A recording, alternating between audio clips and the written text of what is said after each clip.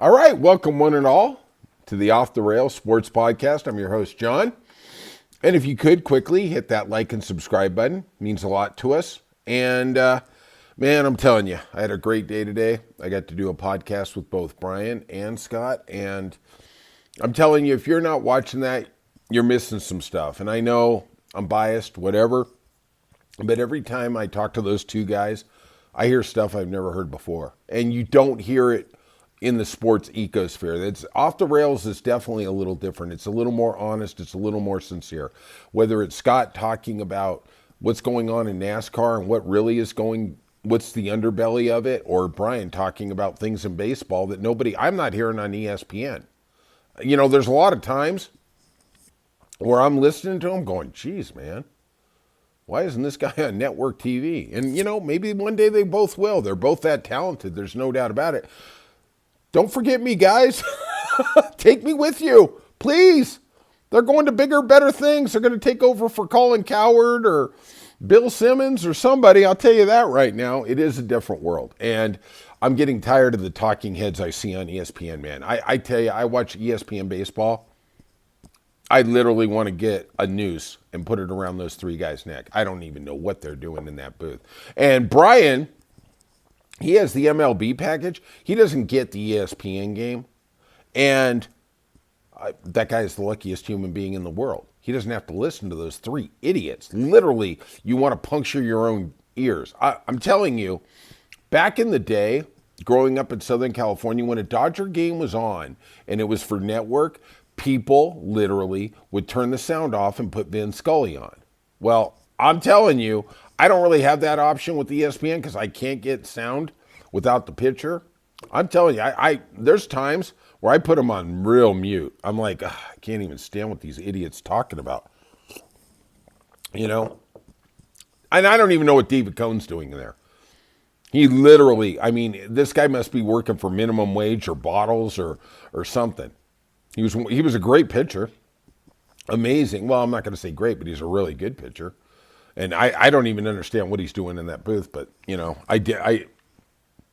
let's just keep it off the rails, John. Okay. Let's talk about what happened in the playoffs at the association. I watched a game tonight, Cleveland Cavaliers against the Miami Heat, won by 55. And that game was over at halftime. I believe it was 72-33. I mean, I don't know where the Heat go from here.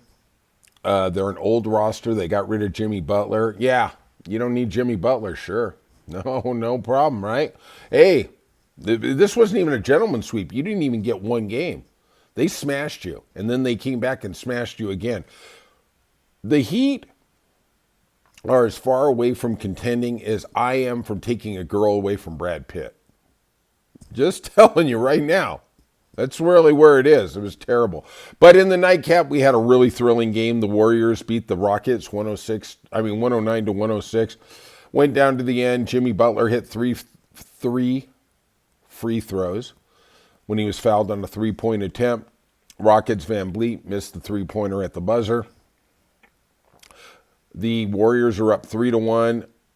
Houston's in do or die, obviously, right? They just don't seem to have that guy they can go to at the end of the game. It is what it is. Panthers rallied. In this game, the Panthers beat the Lightning 4-2. In this game, both teams scored 2 goals within 11 seconds. So literally in 22 seconds, there was 4 goals in this game. If you had the under, sorry, didn't quite work out for you. You know, Panthers took a commanding 3-1 lead. The Lightning are tough, though. They are playing some really, really good hockey, that's for sure. Stars beat the Avalanche 6-2. Took a 3-2 lead. We go back to Colorado Wednesday for Game 6. And, you know, Dallas scored in I think, the first 10 seconds of the game. It was just it wasn't really a fluky goal, but it really wasn't what you'd expect. You know, hey, that's what happens in the playoffs. Got to be on time every game, every day. And I will tell you, on Wednesday, Scott and I are going to do a podcast on the Kentucky Derby We're also going to get back to hockey, and I am going to tell you something. Scott, that guy is an hombre. I'm going to tell you that guy is an hombre. We did this podcast yesterday, and he told me this story about a third goalie who's on the team. I am not going to butcher it. I am going to let that man bring it in because it was truly one of the most amazing stories I have heard in the world of sports. And I've heard a lot of stuff, right? And I was like, this is real? And he goes, yeah, this is real. This is what happens in hockey. That's what we call in the business a teaser. So you just get ready, okay? You get ready. All right, let's get to baseball. And the Mets beat the Nationals 19-5. The Nationals still are only 13-16. It's, you would think every night they seem to get pummeled, but obviously they're pretty damn close to 500. That's pretty respectable. The Mets went to 20-9.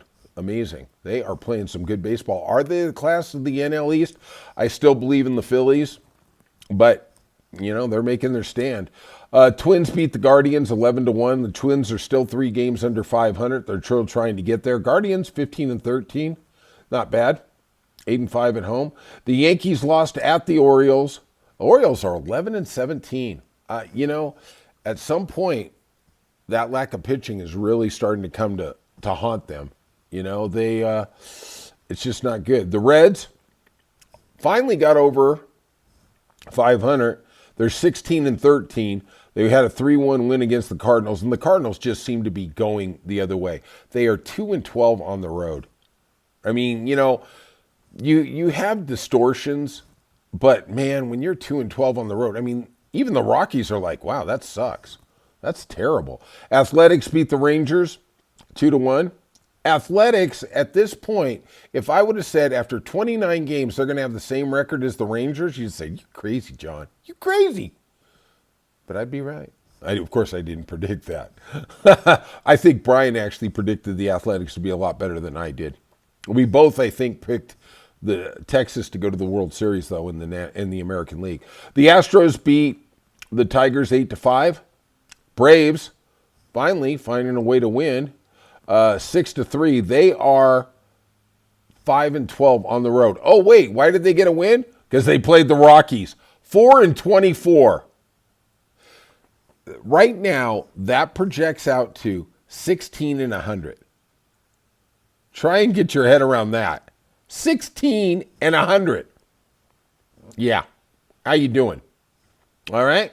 If we keep going down that rabbit hole, we'd be what, 24 and oh my God, no. Let's go 20 and 138. Oh my gosh. And the Dodgers in the nightcap beat the Marlins at home 7-6. It was kind of an interesting game. There just seems like there's something off with the Dodgers. I don't know what's going on. I mean, we were looking down the schedule. Mookie Betts, I don't know if he's hurt. That guy's a warrior. I mean, I'm not gonna diminish anything that guy does, but he's hitting in the 220s. I mean, come on, man. That's Mookie Betts. I don't know. Maybe moving him around to every position on the diamond's taking its toll. All right, that's it for today. We'll be back tomorrow with new content. And if you could, hit that like and subscribe. We really appreciate it. Leave some comments, and we will see you soon on Off the Rails.